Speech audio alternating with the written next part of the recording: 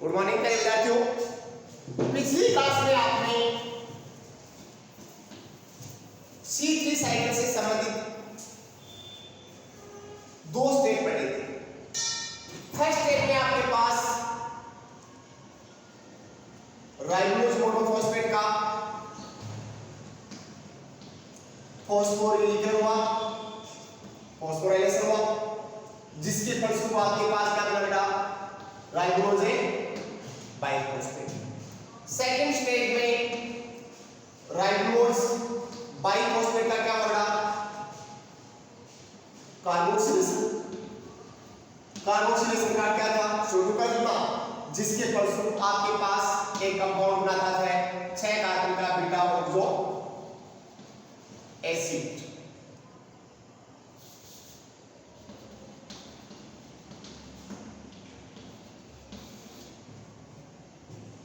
Enzyme कौन सा था? रूबीज। अब आज अपन बात करते हैं आज की प्रोसेस। अब आपके पास बड़ा पिछले रिएक्शन में क्या बन गया? Beta oxo acid. क्या बन गया बेटा? Beta oxo acid. कितने कार्बन का बना था? 6 का। अब बीटा ऑक्सो एसिड का हाइड्रोलाइसिस होता है, उसके साथ क्या होता है? जल जुड़ता है। हेलो राम राम जी। हाँ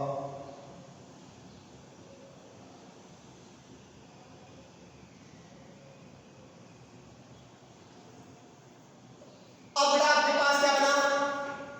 बीटा ऑक्सो एसिड, जिसका क्या हो जाता है? हाइड्रोलाइसिस, जिसके फलस्वरूप बीटा ऑक्सो एसिड टूट जाता है 3 कार्बन के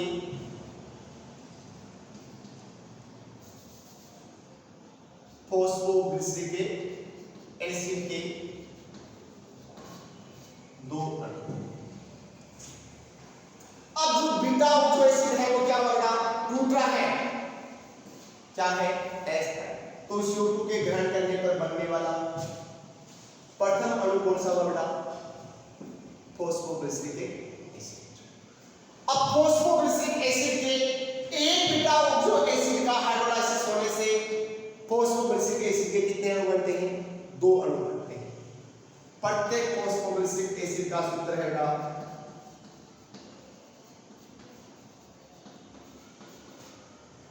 जिसको पूरा नाम अपन ले सकते हैं 3-फॉस्फोग्लिसरिक एसिड। 3-फॉस्फोग्लिसरिक एसिड क्या बना? 3-फॉस्फोग्लिसरिक एसिड कितने अणु बन गए? 2। अब तक की पूरी प्रोसेस को पीछे से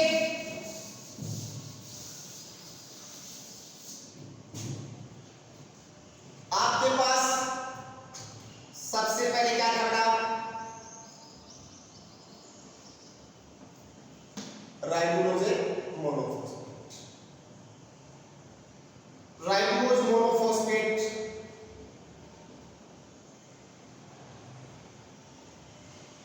का हो गया फॉस्फोराइलेशन। फॉस्फोराइलेशन होने के लिए क्या चाहिए? एटीपी। एटीपी इसमें मतलब क्या? एटीपी में एंजाइम कौन सा था? Phospho pento kinase. क्या बना बेटा? Ribose biphosphate. दोनों के फॉर्मूले मैंने आपको दिखाए बताए। अब राइबोज बाइफॉस्फेट का क्या हुआ बेटा? कार्बोक्सिलेशन। कार्बोक्सिलेशन का क्या था? किसी क्रियाधार के साथ CO2 के एक अणु का क्या होगा? जुड़ना। क्या कहता है? कार्बोक्सिलेशन। एंजाइम कौन सा काम किया आपने? रूबीज को। क्या बना आपके पास? Beta oxo acid. कितने कार्बन का था? 6 कार्बन का, क्योंकि राइबोज मोनोफॉस्फेट कितने कार्बन का था? 5 कार्बन का। राइबोज बाइफॉस्फेट भी कितने 5 कार्बन का कार्बोहाइड्रेट। अंतर क्या था, इसमें एक फॉस्फेट ग्रुप जुड़ा है, इसमें 2 phosphate group. Beta oxo acid का क्या हुआ बेटा, हाइड्रोलाइसिस। हाइड्रोलाइसिस होने से क्या बना 3PGA यानी कि 3-फॉस्फोग्लिसरिक एसिड। एक बीटा ऑक्सो एसिड से क्या बना 3PGA के कितने अणु, 2 अणु, क्योंकि बीटा ऑक्सो एसिड में कितने कार्बन है 6 कार्बन, वो हाइड्रोलाइसिस द्वारा टूट गया बेटा किसमें 3PGA के 2 अणु। प्रत्येक 3PGA का अणु क्या हुआ बेटा, सूत्र क्या हुआ, एक कार्बोक्सिलिक ग्रुप CH2OH CH2OH। अब इसका नाम 3-फॉस्फोग्लिसरिक एसिड। सूत्र कैसे याद करो, तो ग्लिसरॉल का आपने जूनियर में अणु सूत्र पढ़ा था बेटा CH2OH CH2OH। ये तो है आपके पास बेटा क्या, किसका फॉर्मूला, ग्लिसरॉल का। अब यहां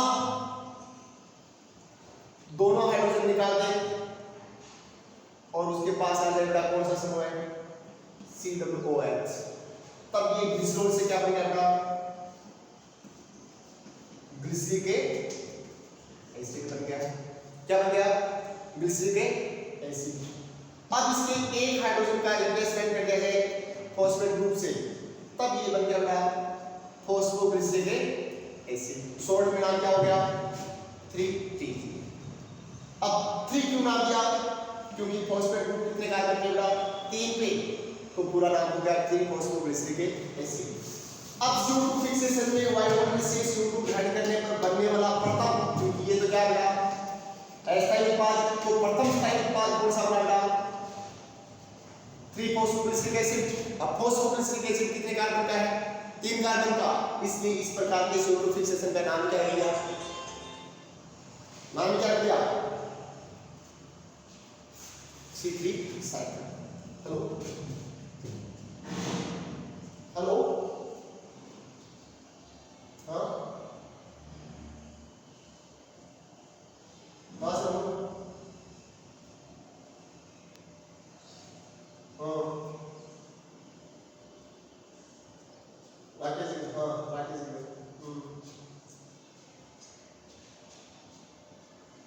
नहीं सर 1 तारीख में 2 तारीख में पेमेंट आपको भी करेंगे उसमें,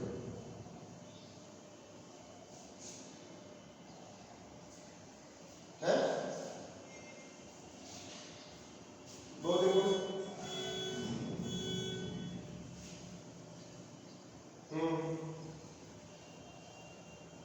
ये ब्याज का क्या लगेगा,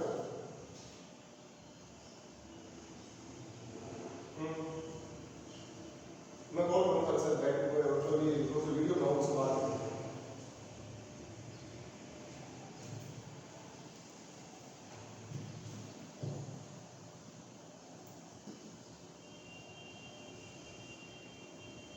सॉरी बेटा, क्या बना 3PG,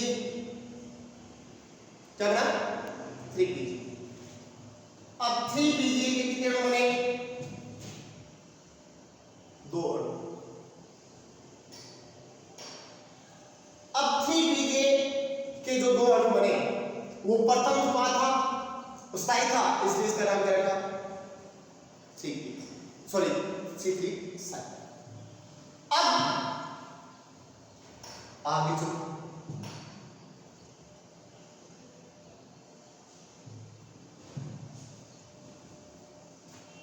क्या कहा बेटा आपने,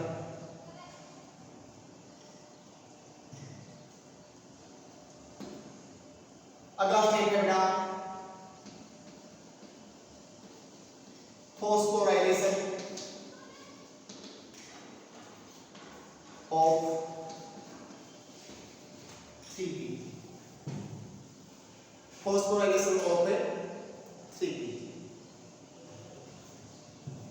अब जो आपके पास 3PG बना है उसका पुनः क्या होता है बेटा फॉस्फोराइलेशन।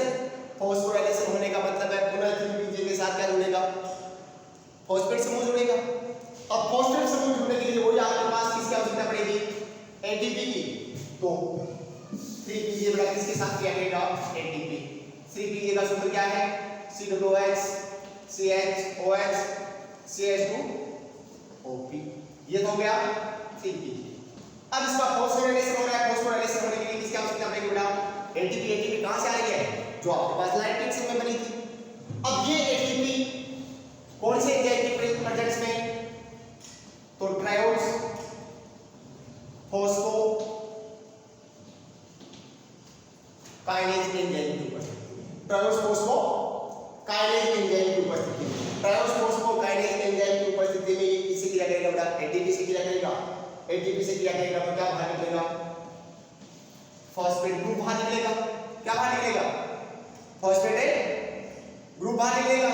अब ये फॉस्फेट ग्रुप किस पर ट्रांसफर हो जाएगा? 3Pga पर, और 3Pga पर ट्रांसफर होने के फलस्वरूप ये किस में बदल जाएगा बेटा? यहां से ऐसे यहां ट्रांसफर कर दो तो क्या हो जाएगा? COOP। वैलेंसी हुई एक गैस के स्थान पर क्या आ जाएगा? फॉस्फेट ग्रुप आ गया। फॉस्फेट ग्रुप उसकी वैलेंसी को पूरा कर देगा। वो H3PO4 के रूप में क्या बच जाएगा? CHOH CH2OP। अब ये क्या हो जाएगा? फॉस्फेट समूह कितने हो गए? 2 हो गए, तो 1,3 डाई फॉस्फो ग्लिसरिक एसिड। साथ में क्या बना बेटा? ATP से फॉस्फेट ग्रुप निकल गया, ATP बच गया, ट्रायोड्स फॉस्फो काइनेज कौन से ग्रुप का एंजाइम हो गया? वो ट्रांसफरेज जो एक ही आधार ATP से फॉस्फेट समूह किस पर ट्रांसफर कर देगा? 3-फॉस्फोग्लिसरिक एसिड। क्या बन जाएगा? 1,3-DiPG। एंजाइम का नाम ट्रायोड्स फॉस्फो काइनेज क्यों रखा? ATP तो टूटती है तो काइनेज एंजाइम से देवाएगा। फिर आधार कितने कार्बन का है? 3 कार्बन का, इसलिए ट्रायोड्स फॉस्फो काइनेज। ट्रायोड्स फॉस्फो काइनेज क्या बन गया बेटा? 1,3-DiPG। अब 3Pg कितने अणु है? 2 अणु, तो कितने ATP ले लो बेटा? 2 ATP। एंजाइम कौन सा लेगा? ट्रायोड्स फॉस्फो काइनेज क्या बन जाएगा बेटा? 1,3-DiPG। 1,3-DiPG। ATP किसमें टूट जाएगा? 1,3-DiPG। अब 1,3-DiPG का आगे होता है रिडक्शन, यानी कि अपचयन। अब तक कहीं भी अपचयन नहीं हुआ था, केवल फॉस्फोराइलेशन हुआ था, ATP काम आ रही थी। अब अगला स्टेप होगा बेटा रिडक्शन ऑफ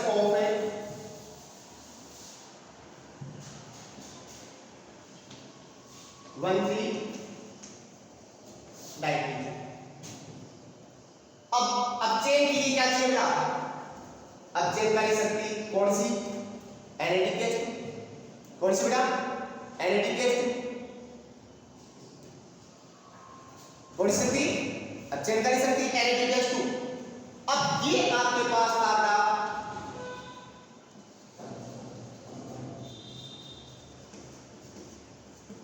1,3-DiPG। अब कौन से एंजाइम की उपस्थिति में? 1,3-DiPG एंजाइम की उपस्थिति में, सॉरी 1,3-DiPG का फॉस्फो ग्लिसरो डिहाइड्रोजिनेज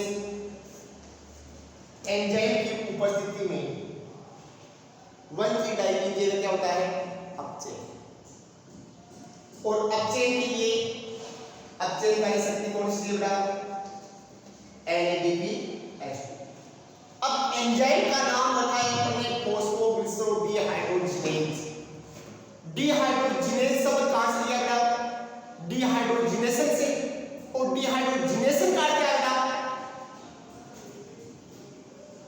डिहाइड्रोजिनेशन का अर्थ है किसी क्रियाधार से 2 हाइड्रोजन आयन का क्या होना? बाहर निकलना। क्या कहलाता है? डिहाइड्रोजिनेशन। अब फॉस्फोग्लिसरो डिहाइड्रोजिनेज एंजाइम NADPH से 2 हाइड्रोजन बाहर निकालेगा तो क्या बनेगा बेटा? यहां तो क्या बचेगा? NADP। और वो 1,3-DiPG का रिडक्शन कर देते हैं किसमें?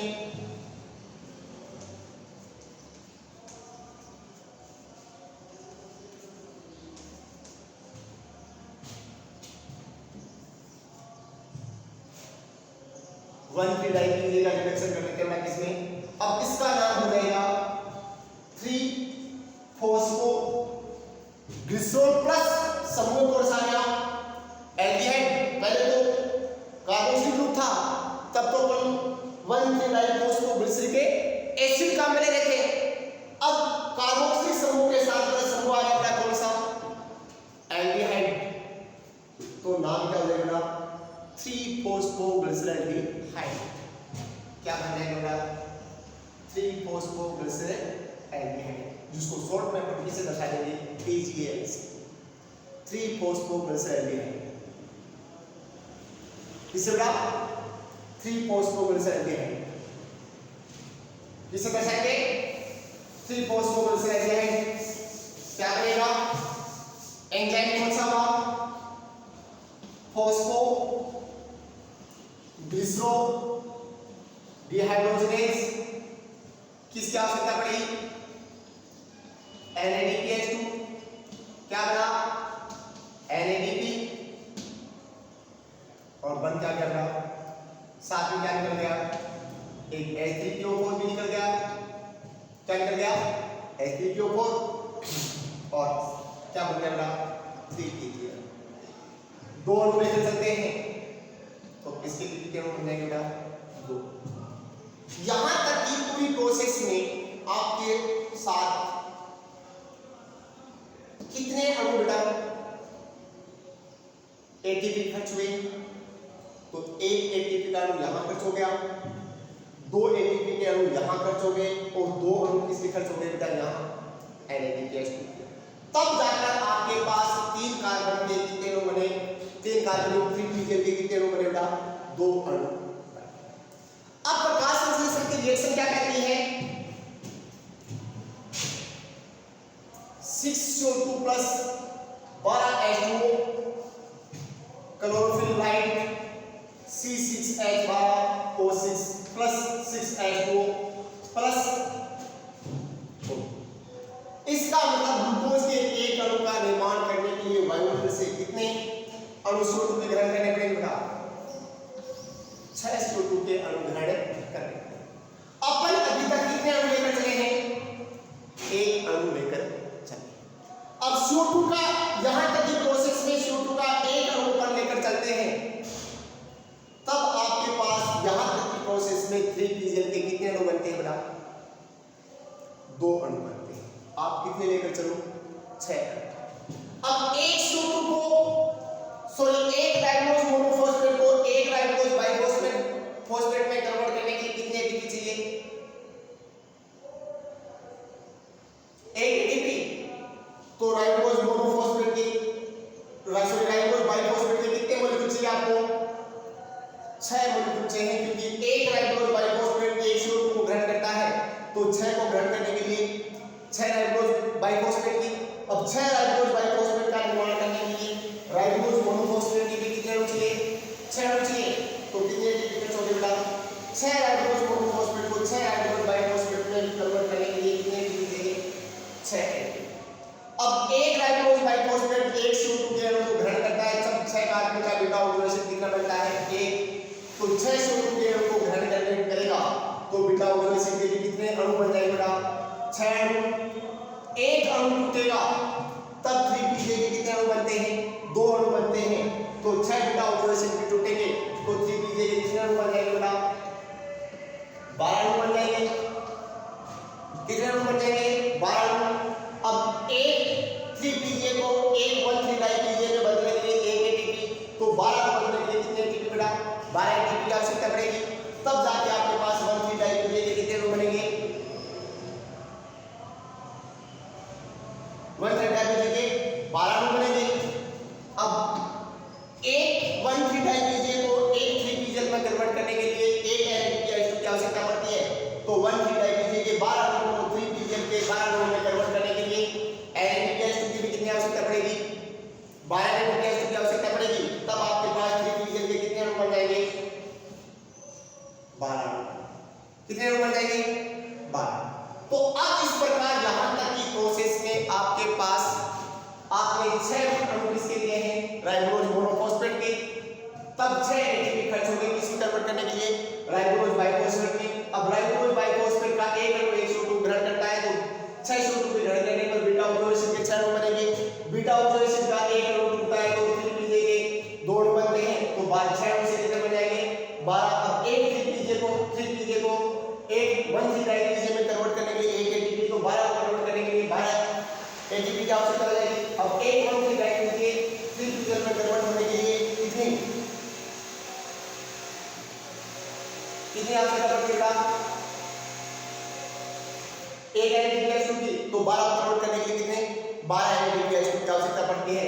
तो यहां 3PJ के 12 अणुओं का निर्माण करने के लिए अब तक कितनी एनएडीपी बेटा 6 एटीपी यहां 12 एटीपी यहां तो अब तक कितनी एटीपी खर्च हो चुके हैं बेटा 18 एटीपी और साथ में एनएडीपीएच2 में कितने खर्च हो गए 12 एनएडीपीएच2। ये दोनों प्रोसेस कहां से बने बेटा आपके पास लाइट रिएक्शन से। अगला स्टेप है फॉर्मेशन ऑफ ए ग्लूकोज। क्योंकि अपने जो प्रकाश संश्लेषण का एंड प्रोडक्ट क्या बेटा ग्लूकोज का निर्माण करना है या इस रिएक्शन में CO2 का फिक्सेशन करके ग्लूकोज का निर्माण करना है। ये स्टेकोड से बनते मध्यवर्ती कंपाउंड में प्रथम स्थायी उत्पाद कौन सा बना 3PJ। इस चीज का नाम क्या रखा था C3 साइकिल। अब अगला स्टेप है बेटा फॉर्मेशन ऑफ ए ग्लूकोज। अब आपके पास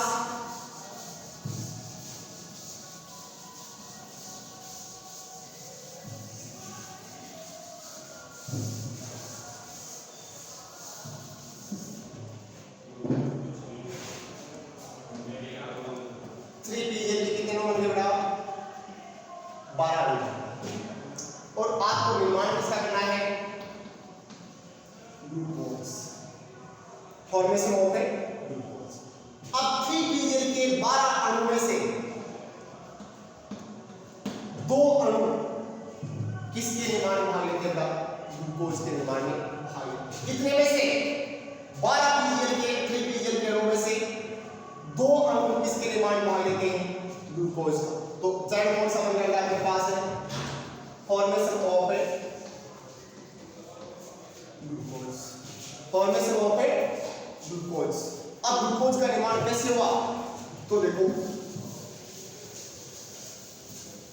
12 में से कितने अणु ग्लूकोज के निर्माण भाग लेते हैं 2 अणु।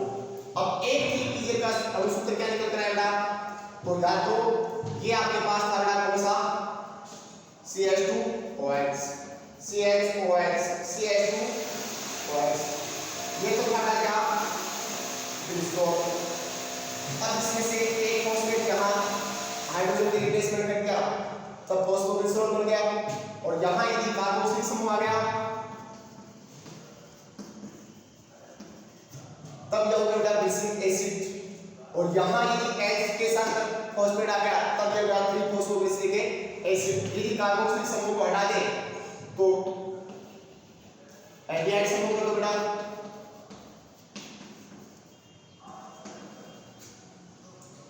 अब तो ये ग्लिसरॉल है और यदि इसके साथ अगर फॉस्फेट जुड़ा हुआ है तो 3-फॉस्फोग्लिसराइड हो गया।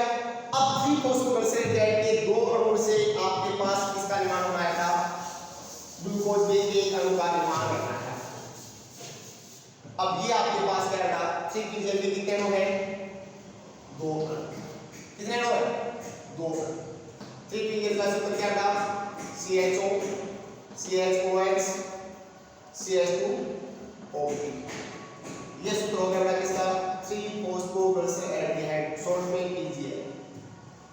अब 12 में से 2 अणु या 12 3PJ के अणु में से 2 अणु किसके निर्माण में भाग लेंगे ग्लूकोज के अणु का निर्माण करेंगे। इन 2 अणु में से एक अणु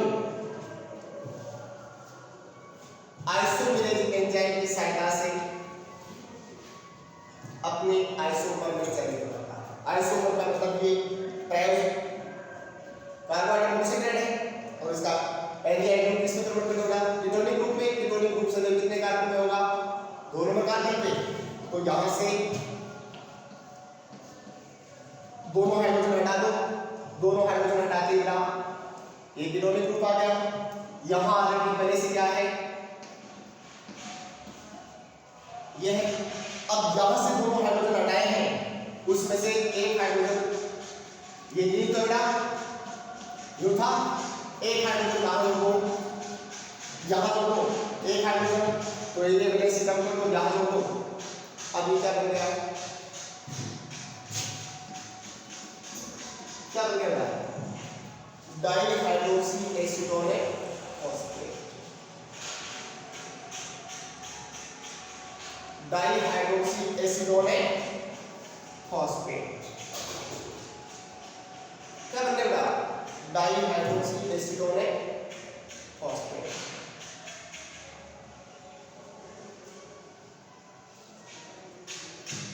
डाइहाइड्रोक्सी एसीटोन फॉस्फेट और ये बन गया 3PGN। तो 3PGN के दो अणुओं से एक अणु उसके आइसोमर किसमें बदल गया, डाइहाइड्रोक्सी एसीटोन फॉस्फेट।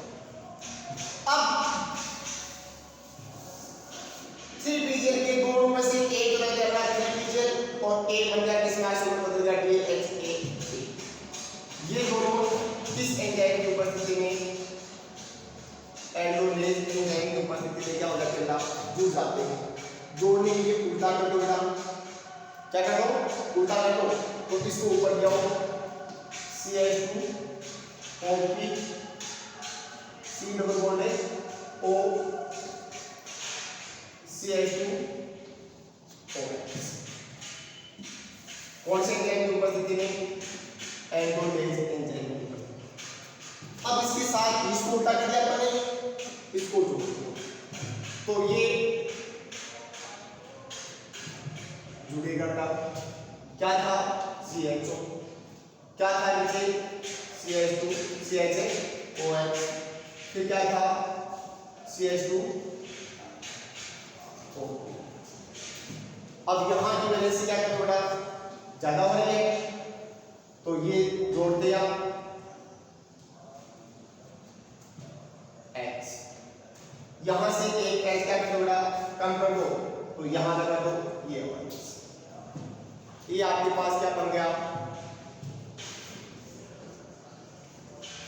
फ्रुक्टोज। तो कौन सा समूह आ गया, कीटोनिक समूह है। कितने फॉस्फेट है, दो फॉस्फेट ग्रुप। कौन कौन से कार्य करते हैं, पहले और सेकंड पे, सॉरी 6 पे। तो फ्रुक्टोज 1,6 डाइफॉस्फेट। अब 3PGN के दोनों में से एक हो गया कन्वर्ट हो गया उसका आइसोमर DHAP में, DHAP और 3PGN का एक एक अणु एंडोलेज एंजाइम की उपस्थिति में आपस में क्या हो गए, जुड़ने से जुड़ने को उल्टा करके क्या होगी, वैलेंसी से क्या बनेगा, फ्रुक्टोज 1,6 से अब फ्रुक्टोज 1,6 डाइफॉस्फेट फॉस्फेटेज एंजाइम की उपस्थिति में जल योजित होता है। जल योजित होने से एक फॉस्फेट समूह किसके रूप में धारण करेगा, CH2OH, C double bond O, CHOH, CHOH, CHOH, CH2 साथ में बाहर क्या निकल गया, H3PO4 के रूप में फॉस्फेट ग्रुप बाहर निकल गया। क्या बच गया बेटा, फ्रुक्टोज है 1,6 डाइफॉस्फेट के साथ में फ्रुक्टोज है 6 फॉस्फेट। अब फ्रुक्टोज 6 फॉस्फेट आइसोमेरेज एंजाइम की उपस्थिति में बदल जाता है किसमें, ग्लूकोज 6 से किस बदल जाता है, ग्लूकोज 6 फॉस्फेट में। ग्लूकोज में क्रियात्मक समूह कौन सा है, एल्डिहाइड। तो यहां से दोनों हाइड्रोजन को क्या कर दो, बाहर निकाल दो। तो बाहर निकालने के यहां क्या बच गया, CHO CHA-OH, क्योंकि दोनों बाहर निकाले यहां से वैलेंसी कुछ कर दो, CHA-OH CHA-OH CHA-OH CHA-OH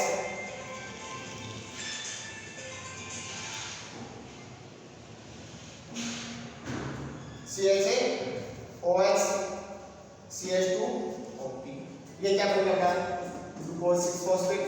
glucose 6 phosphate phosphatase enzyme की उपस्थिति में पुनः जल योजित होगा।